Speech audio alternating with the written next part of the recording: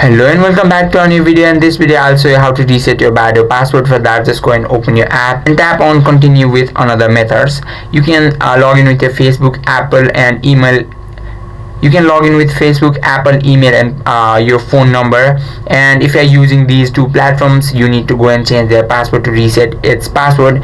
And if you're using your email or phone, just tap on that and enter your email address and tap on continue button, and they will send you a code on your email address, and they will send you a code on your Gmail. Just check it out, and if you don't find it here, just scroll down and check your spam and your trash folder, and it's nothing there. So let's just wait for our Gmail, and once you get that Gmail, you'll get code over there. Just paste it here and you'll get to reset your, and with that code you will be able to log in. So let me just tell you, before you log in, there is no traditional password system. You get to log in with your OTP. That's your one-time password, and you don't need to change that. It is just a one-time password. So that is how you can log in to your Badoo app. I hope this video helped you out. If you have any questions or queries, just let us know in the comment section. Thank you for watching.